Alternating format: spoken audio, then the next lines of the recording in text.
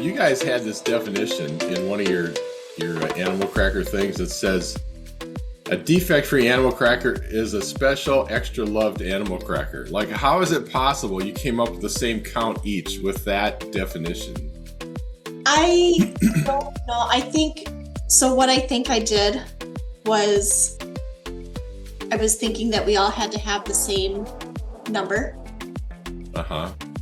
And so I scribbled out my paper, which I think you can see that I scribbled a number. And then because I'm like, is it supposed to be the same? Is it not supposed to be the same?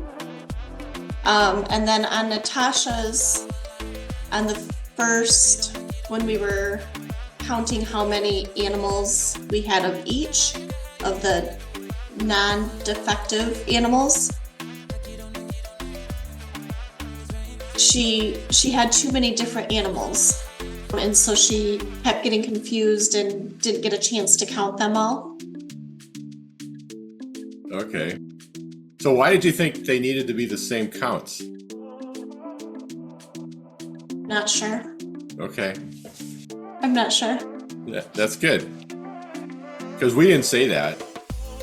And yet sometimes when we're collecting data, people make assumptions about what the data should look like, and they start to steer it that direction, well, like you guys did. Right. And out of no malice or ill intent or anything, they start to do things that aren't the real intention. So the real intention was get the actual data from what you guys were counting.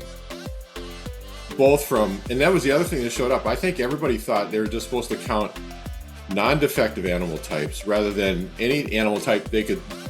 I mean, if it's still a defective cracker, but you could tell what kind of animal it was, it should have gone on the list. Right. But I think you weren't the only pair where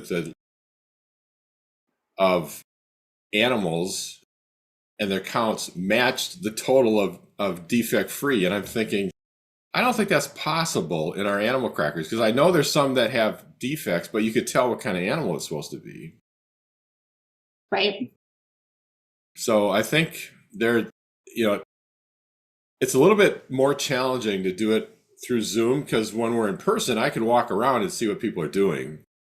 And with Zoom, I can't do that, and I couldn't tell what you guys were doing, or the fact that, I'll just call it manipulating, the fact that you manipulated your data and thinking this is what you're supposed to be doing, right? Yeah. Right. So that's kind of fascinating that occurred, and I think it occurred in more than one pair.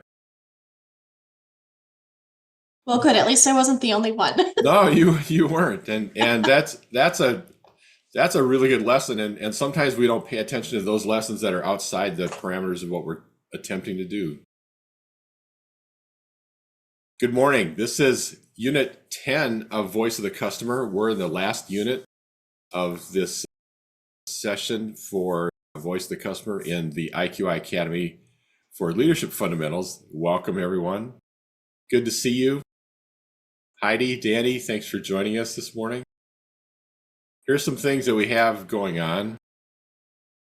We completed the Animal Crackers forums. Everybody, this is a little bit complicated. Everybody got their images to me in some fashion, so thank you very much. You did your teach to learn conversations. Those were good conversations that people had. Some of you did them with your partner, some of them did it with somebody else. And then hopefully you're continuing on with your PDSA cycle. Anytime you're working on a PDSA cycle and you're running into a challenge, please be in communication. Don't let that go more than a day without some kind of, hey, I need some guidance on this. And then finally, we're updating your theory of knowledge mind map today with the last quotes, and especially with the operational definitions conversation. Something around operational definitions would be appropriate to show up on your mind map. It's one of those things that's an essential part of the theory of knowledge. Now, if we recall, an operational definition is a method. It's repeatable by and agreed upon by all parties. So I was just talking with Megan about their definition of box A, one of them was worded, "A defect-free animal cracker is a special extra loved animal cracker." So it struck me that, okay, sometimes, a special extra loved might be one missing a limb, might be, doesn't have a nose, but we could still love it. It's because those kind of things is like that. That's a really interesting definition. And the other interesting thing that showed up was both people had the exact same count on the forms that got turned in. Was that Tasha? That's such a social worker thing to write. It was actually me. That's great. that was hilarious. And then Megan, explain what happened when. So with that definition, it's almost impossible that people using that definition and looking at the crackers would come up with the same count in the same box. Explain what happened there. So I assumed, which you should never assume, that we were supposed to come up with the same count once we swapped boxes by reading the definitions, which wasn't what we were supposed to do. Now, when you had your original counts, you actually had different counts, correct? I did. Yeah. And then what did you do? I scribbled it out and wrote down what Natasha had put. So in some form, I'm just going to say it, you manipulated the data. And I so did. and this is a really good lesson for everyone. People will do that. They will think you want a certain result and they will give you that result if that's what they think you're looking for. And that applies a lot to one of the gaps that we're looking at, gap number 6 today, when we talk about that. Oftentimes when we're looking for voice of the customer, they will tell us what they think we want to hear, not necessarily what they're satisfied with or what they're dissatisfied with. Sometimes they'll just give you an answer because they think that's the answer you're looking for. Now, the challenge we run into, of course, is with operational definitions. We frequently work with things that are much more consequential than just counting defect-free animal crackers.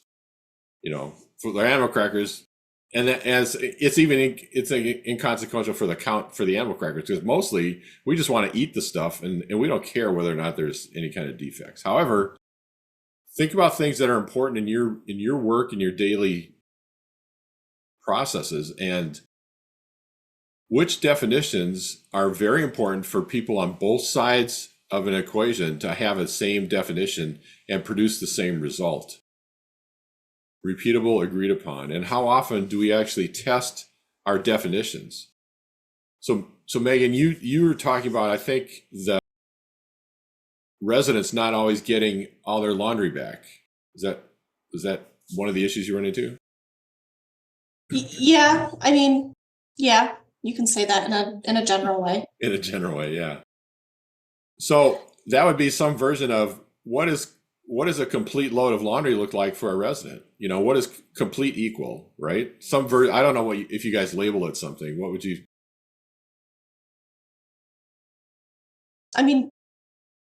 Yeah, I don't know. Yeah, so there's some, maybe that's not the right example to use, but there's some version of a term we use that other people may or may not understand the same way we do. And we think because we're saying it and because we think it, they must think it the same way. And here's a guarantee. Almost nobody thinks the same way you do. That's just it. We can't assume that. So, when Danny says, you've got things around people participating in activities, correct? Yes. So that's a real good example of what do we mean by the word participate? Is it they show up and they're in the room? Do they have to come down and actually make some kind of motion in the activity?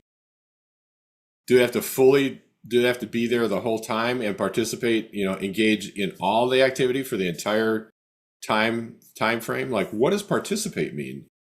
we don't have a really clear definition of that, do we? Kind of. It depends on the activity. So if it's just the activity room in the morning, participate would just mean come down to the room because people do various things in the room. If it's a game or something like that, then yes, participate would mean play the game, even if it is with staff help prompting, flip over this card, etc.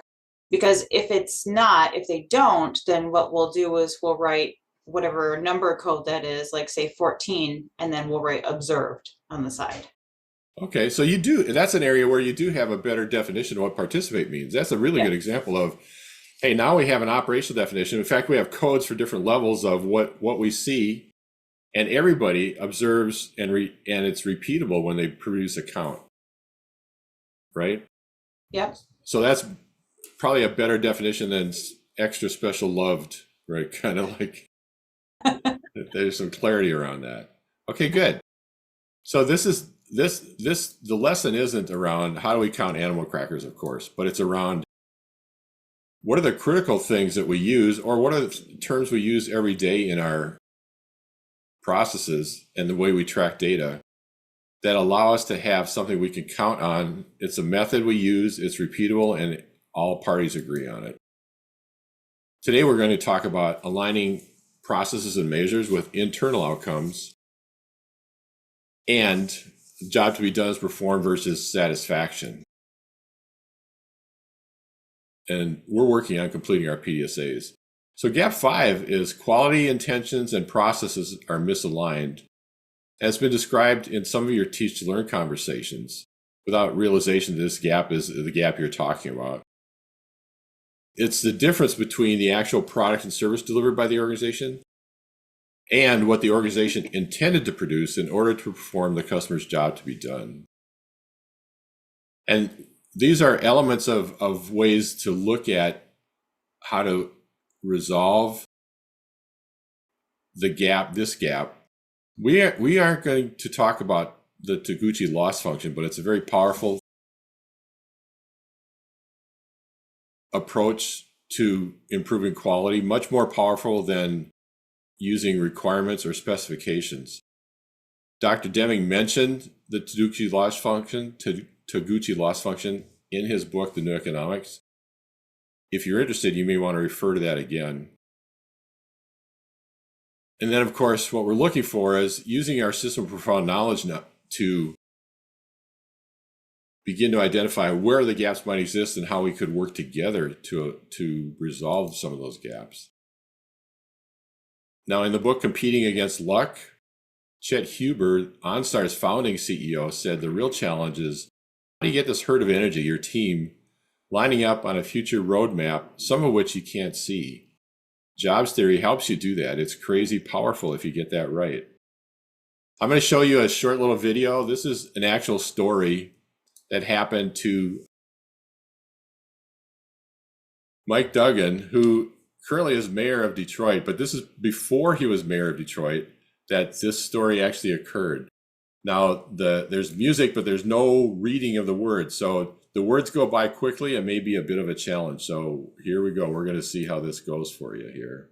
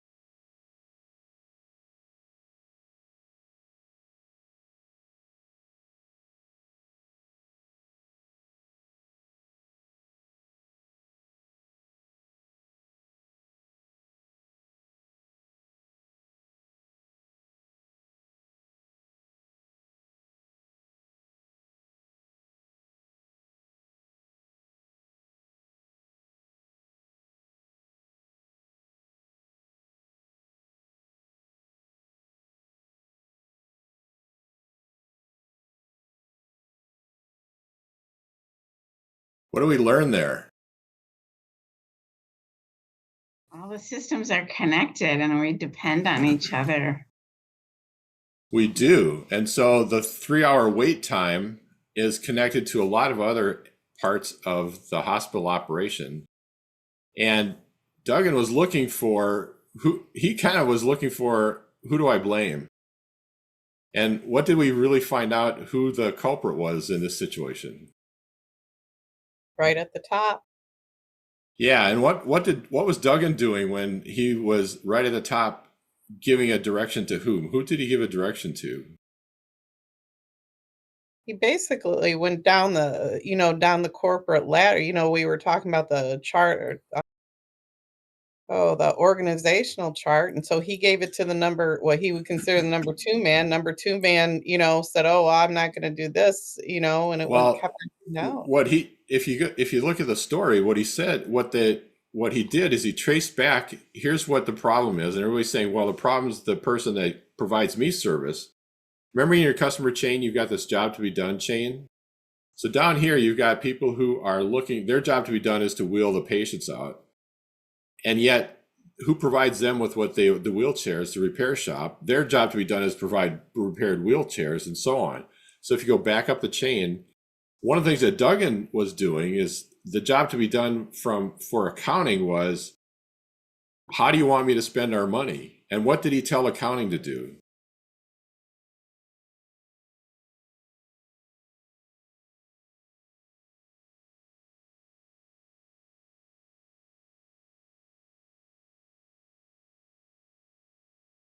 Danny, what did he tell accounting to do? Writing down, sorry, I was trying to think because I was writing down the chain, but what did Duggan tell accounting to do? Yes. So the purchasing said, the suppliers aren't sending us parts because of why? Because we're not paying our bills. What did Duggan tell accounting to do? Pay them. No, Duggan said, I want you to late pay because that saves us money. Like we get more cash on hand if we late pay our suppliers. Gotcha. And that's a standard practice in a lot of organizations, is to slow pay your suppliers because you want to hang on to the money. You've got the stuff, hang on to your money. There's a financial advantage there. But then what did Duggan find out the impact of that was? That's when you realize what the chain of connection was. We late pay, we don't get our parts, we can't fix our wheelchairs, we can't fix our wheelchairs, we can't send people out the door on time. So then the 3-hour delay actually had a lot to do with Duggan saying, I want you to late pay. So there's not even a direct connection until you start to follow, hey, we're all interdependent here. So there's a real challenge sometimes in finding out what's the source of some of the problems we have in our organizations. So we have to remember, or we can recall, that Deming defined a system as a network of interdependent components that work together to try to accomplish the aim of the system. And when all the connections and interactions work together to accomplish a shared aim, a business can achieve tremendous results, from improving quality of its products and services to raising the esprit de corps of the company or morale. Customers, suppliers, improvement and innovation activities become a part of and not bolted onto everyday operations. So I want you to just take a couple minutes here, open up your chat, and think about this. In what ways could Deming's definition and view of a system be applied to your project and your customer's job to be done? Remember the examples we had of all the different interconnections just from that one story. And answer this question: are the measures and ratings used in your organization aligned to serve the customer or to meet internal targets and goals? Duggan had set some internal targets and goals that weren't aligned to serve the customer, although he didn't realize it at the time. So it's not always obvious that you're setting goals and targets that are counterproductive for the customer. So generate and chat at least 3 observations about how and why the customer's job may or may not be the focus of your organization's processes and measures. So take a couple minutes and open up your chat. and add to the chat with at least 3 observations about your customer's job to be done and how it may or may not be the focus of the measures that your organization use to evaluate itself.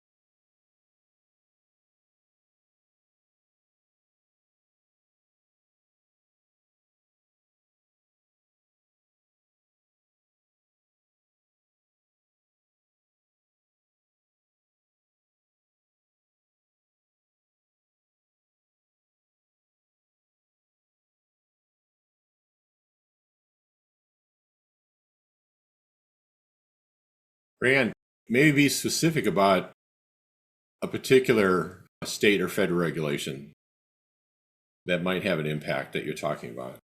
Okay.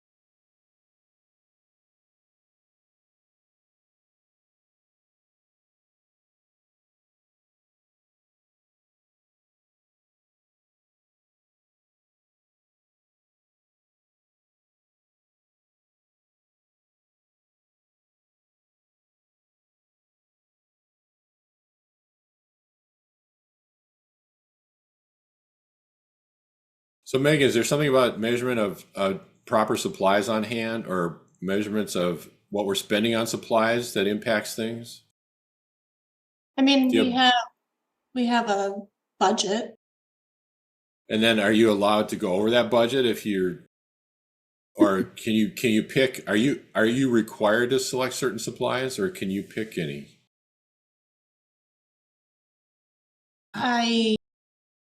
The supplies that I pick, like cleaning products per se, Mm-hmm. I have to go through my infection control nurse Okay. because we have to make sure of the EPA and all that fun stuff.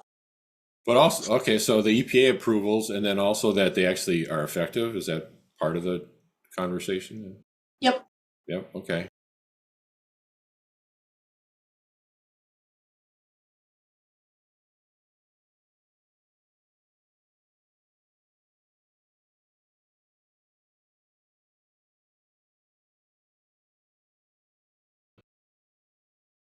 So Heidi, why might the quality of food be different than what the residents expect?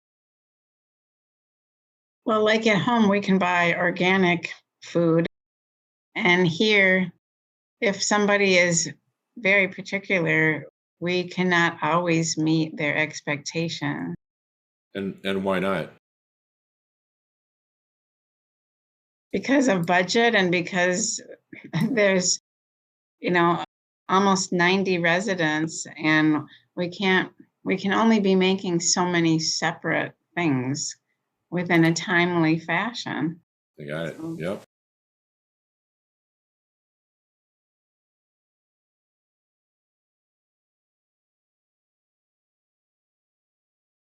Danny, when you say there's numerical goals, what types of goals are you talking about? In terms of activities, we have to have, there are 4 main categories that we have to have, and we have to have a specified amount of each of those on the calendar each month. Okay. All right. All right, good. I want to move on to the next Q&A kind of question. I'm going to put you in pairs. Here's the gap. Gap number 6 is the gap between customers' actual satisfaction with their progress in the job to be done and the organization's ability to measure and understand it. So, this thing is like, how did this really work for you? And there's several different ways to address this. I'm not sure in your environment how you would look at, customers' hacks or add-ons are things that people do with their product or service that it wasn't designed to do, but they use it as a workaround because it's not really doing quite what you want it to do for you. And so, it might be that customers have this issue about I get around not getting the food I want by, maybe having my family sneak in food that I want. Is that you're shaking? Yeah. So that happens. Totally, yes. That would be a hack or add-on. So that's an example of getting around what the organization's delivering and doing something that fits more what they're really looking for. So one of the ways that's helpful to understand the voice of the customer is this is a complicated diagram. It's the Kano model, and there's 2 scales on it. One is there's a scale of satisfaction that ranges from dissatisfaction to satisfaction.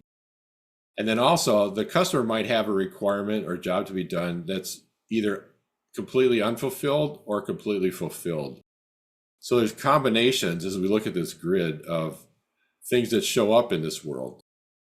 In this area, basic, expected, but unspoken things that we expect, but we don't talk about are things like we expect courteous service, we expect commitments to be kept, we expect understandable menus, we expect the bill to be correct, the schedule's met, workers show up and well-groomed, equipment works, and so on. The only way we find out about these kind of things is either customer complaints, ghosting, like people never show up again, refunds, warranty claims, brainstorming, and your competitors are doing this. Some of the things show up this way. So these are areas that until something's missing, you don't know what that thing is. For instance, I might buy a dress shirt online and I get home, I open up the package and I find out the buttons and buttonholes don't line up. It would be the last thing in my thinking when I'm ordering a shirt that I should say, oh, by the way, I want the buttons and buttonholes to line up on my shirts. And they would never hear about that until I complained and said, hey, you didn't do that. So it's not one of those things I will tell anybody about, or I would not even say I'm satisfied. Hey, I'm really glad the buttons and buttonholes lined up on this shirt. Like that wouldn't show up until it's missing. So until something isn't working, the unspoken don't get expressed. Now, performance, more is better. That's like going to a hotel and have bigger, fluffier pillows or nicer robes or whatever, those kind of things.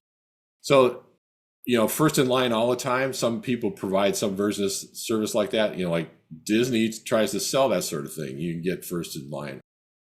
Faster response times. Your HVAC people that come to your house, they might promise, hey, if you work with us, we get there right away. Other things that show up as more is better, those are available to us through face-to-face interviews, research, surveys, focus groups, the kind of things we can ask about and customers might tell us about. And then finally, the excitement of the unspoken things. These are things that really delight people. Greeted by name, I mentioned the hotel that knows me when I walk in. I'm surprised they remember me, that sort of thing. The usual order is ready when you walk in. There's mobile room keys now. Those are great. That was unspoken. Auto notify the insurance company when certain changes are made. On and on. There's some things that show up as these are things that delight customers. the clearing the snow and ice from walks or vehicles, we had a guarding service in England that was part of United Technologies Fire and Security Division. We had a guard service that would, one of their responsibilities was walk around the property and just check on, how things are, make sure everything's secure. When it snowed at one location, these guys decided, you know what, we're out here, let's scrape off the snow from our customers' vehicles so they don't have to do it when they leave work. And that was a minor kind of activity, but you know what? It won us a multi-million-dollar account because everybody in the business was going, we'd love that. And it didn't cost hardly anything, but it was a delight. It was one of those things that nobody asked about, especially in the contract, but it was one of those things that actually was unspoken. And you can look at sources for this, for watching customers, looking for frustrations. Painstorming is a perspective you can use.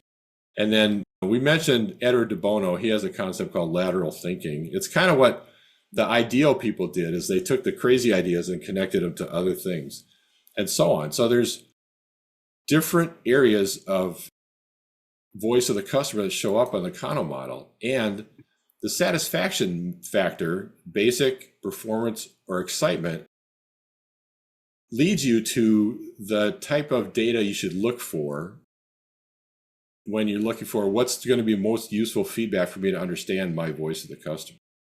So that's what we mean by using the voice, the Kano model, to put the voice of the customer into things we do. There's lots of different sources out there.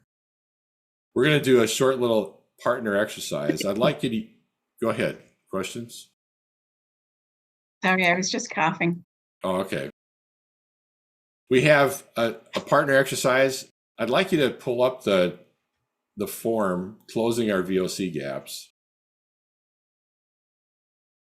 And with your partner, describe what you know about all the gaps as they relate to your project. Now, we're just going to begin this activity right now. You can wrap it up later today. I want you to focus on this form. There's a lot of boxes that ask for information. Focus on just this first box, the first page. And identify with your partner at least 3 ways to close those gaps. That would be the next page. And then select a gap to reduce using a PDSA. That's like extra credit, not required. If you want to plan a PDSA to test your ideas, that would be great. So I'm going to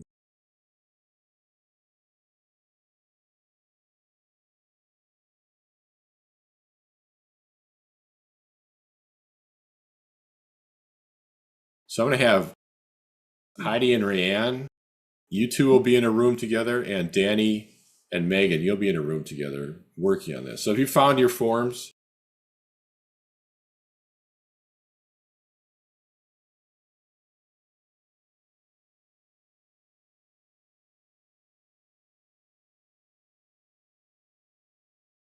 so I think it's on, yeah, it's in the section 4 in unit 10, the in-class exercise. It says 2.10 LNAME, closing our VOC gaps.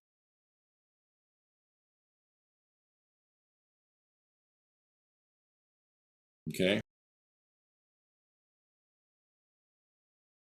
So Heidi and Rayanne, this also says that Eric's AI note taker is going to join you. I don't know if it really will. It'll be interesting to see if it does that. It's signed room 1 to you guys too. All right, I'm going to open these rooms. I'm going to let you get started on this. Remember, we're looking for what we know about the VOC gaps as they relate to your project. So that's really your project that you're answering. Your question number 1, what am I trying to accomplish for my 3 basic questions? Not this week's PDSA, but your overall project. Okay. All right, I'm going to open the rooms, let you guys join them.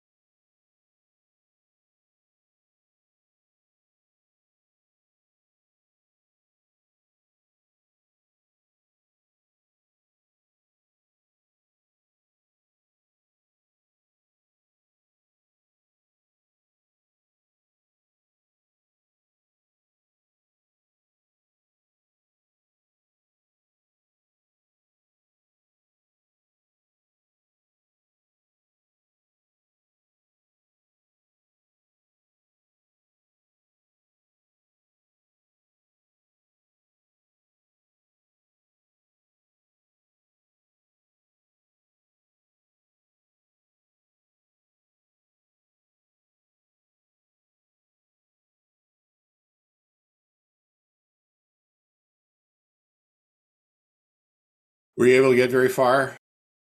No. No. Just one? Yeah.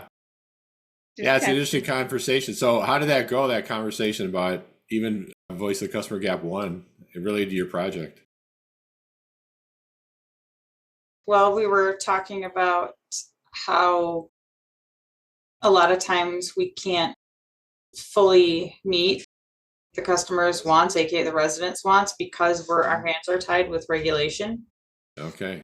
And then I said, well, maybe it's just we're not smart enough. Maybe we're not thinking outside the box enough to get past that giant roadblock to actually get them what they want in a different way. So, Oh, interesting. Yeah, it might require like a deep dive kind of approach. Like how do we generate something that isn't your typical approach? How might we explore that? What else showed up in your conversation? We Heidi and actually, Rhiannon. Oh, go ahead. yeah. Go ahead. We actually came up with another idea on how to get residents more aware of what they're eating on the meal. And so we came up with like a laminated card that says this is what we're serving tonight, because she was saying that sometimes residents can't identify the food that they're eating. Is it pork? Is it chicken? What is it? Yeah. And so we thought that maybe if we could laminate something, put it on the table to help residents say, oh, I'm eating chicken. I like this chicken. Yeah. So so the other aspect of the gap in gap 1 is the customer doesn't realize that you can meet their needs. And so that's an element of you are meeting their needs, but they don't realize you're doing it. So that's an interesting way to close that gap, is from the other direction. All right, we're going to wrap up. So today we have our Teach to Learn conversation. We have the closing our voice of the customer gaps. We have the PDSA that we're working on, and then the feedback form that we use, and then submit your updated theory of knowledge mind map. You can label it, if you save the file, just label it 2.0 mind map and then put your last name.